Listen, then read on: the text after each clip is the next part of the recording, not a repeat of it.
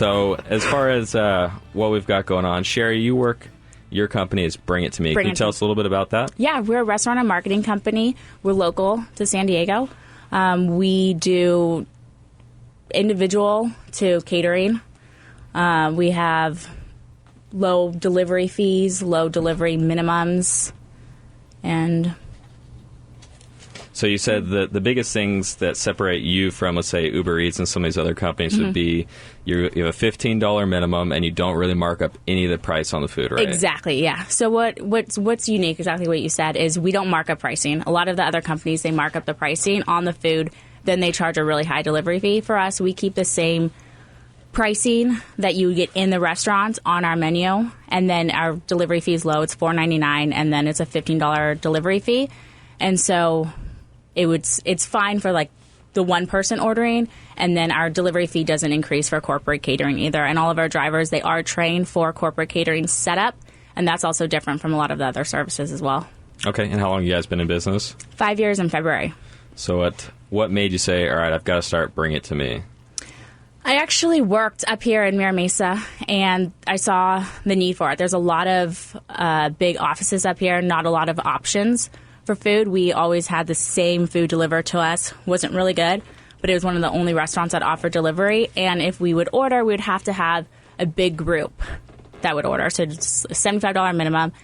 And so I was up there. I'm like, we really need better options for delivery. We need good food, the convenience of good food delivered.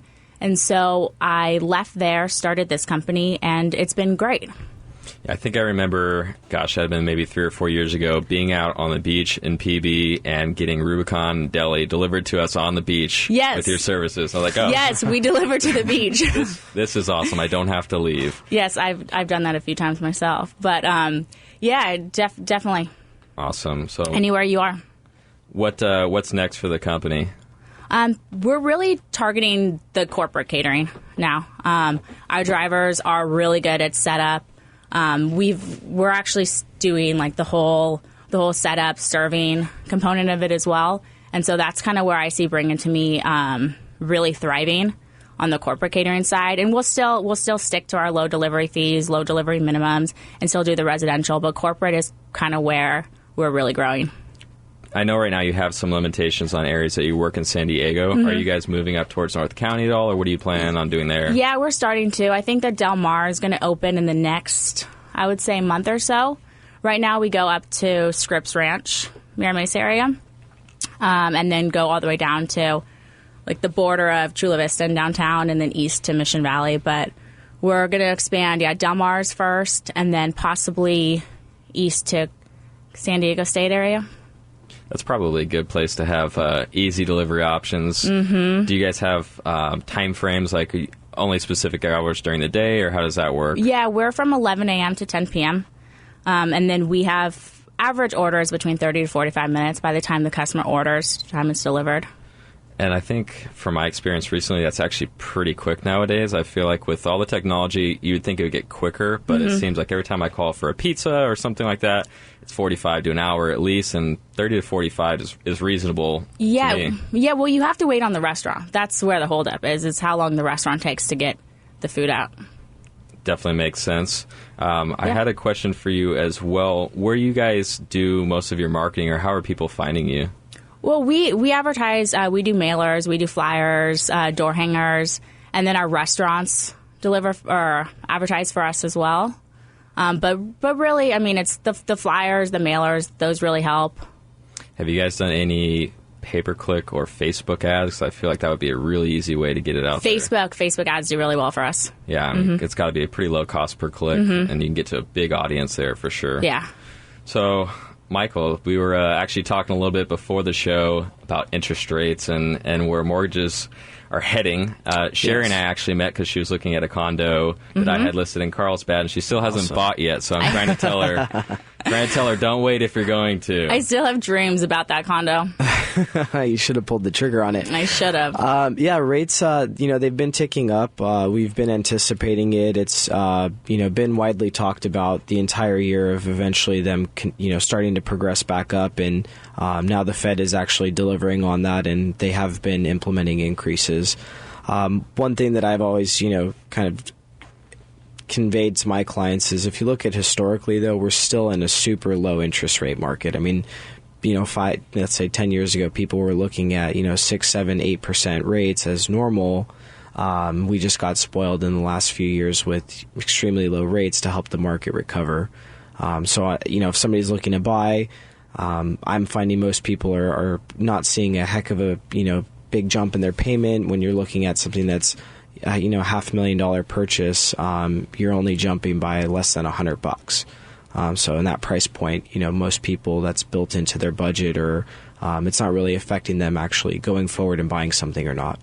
Yeah, the only time that I really see that being an issue is when someone's really pushing their max purchase price. Right. And then a lot of times the lenders, this is something that we were talking about, is the difference between, let's say, Bank of America and cross country, is that Bank of America is going to send you a pre-approval, and then they're just going to let you go. So they're not going to call you in 3 months and say, hey, rates just went up 0.5%. You've lost $30,000 or $40,000 in purchasing power. Now your max is, instead of $500,000, it's $460,000. So people are still out looking at $500,000 homes. Yep. Little do they know they can't go up that high anymore because the rates have changed. Correct. And especially in this time of the year, too, a lot of people have slowed down their look until after the new year.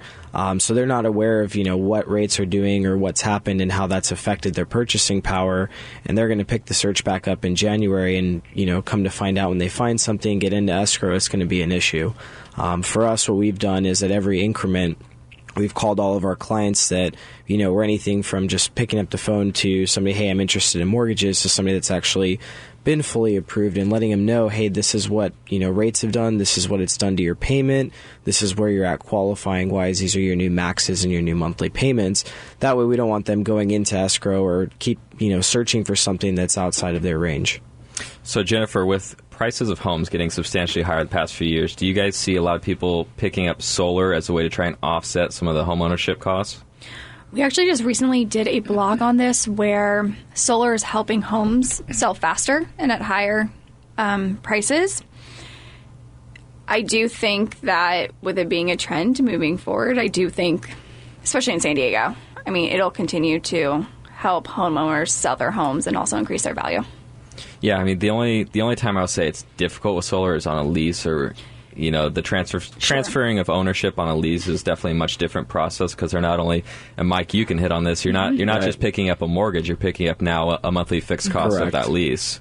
So that's when having someone like you're talking about, you guys are going to do a big convention, basically an educational convention. Sorry, I got to move my mic here, where you're going to be talking about lease versus purchase and what's right for the homeowner. And I usually tell people, if you're not going to live there for 10 years, a lease isn't going to make any sense, right? Because it's just really a lot of built-in costs that someone else is going to take over, where the purchase tends to be a better route for most people if they can afford it. Would you agree with that? There's definitely a lot of different finance options, and the great thing about Sullivan is we will go through each of those with you. Not all companies will support all of the decision or all of the options you have. However, we have leasing, financing. You can be a cash buyer. We will figure out what is the best method for you, and we'll sit down and make sure you understand fully what you're getting yourself into. So let's just say an average homeowner, how long does it take for them to recoup their investment on the solar? It depends on the system size and what option they go with. It can be 7 years. It could be up to 20 years. It really depends on the home and what they have system-wise. Okay. So as far as Sullivan, I know you said you guys have been around for 12 years now. Is that right? Yes. What do you find most of your people using as far as, do they lease more often than purchase, or what do you guys see happening right now? We see that they are purchasing more often. Yeah, I think overall... Our percentage is very low for lease. Mm-hmm. I think it sounded like a great option when solar was really starting to blossom, and then I think there's a lot of people that realized it makes more sense to purchase if I can. Would you agree with that? I think with our customer base, they would agree with that, yes. Okay. So what kind of things do you advise? I know you mentioned you'll walk through everyone as far as their options, but as far as solar, what's the ideal candidate here? Is it someone with a large home, that they're home a lot? Anyone that owns a small home to a large, or do you guys have a niche that you see a lot of people? We do. To start off with, first you have to be a homeowner, obviously. And then in terms of your electric bill, we say $150 or more would make you a good candidate in terms of your savings long term. That being said, people go solar for many reasons. It's environmental, it's financial, it's a great investment for their family and their community. But really, as long as you have that bill and you have the right facing roof and, roof structure, and age will also play a factor. But again, we will walk you through all of that, and we will make sure that you are well equipped for the system.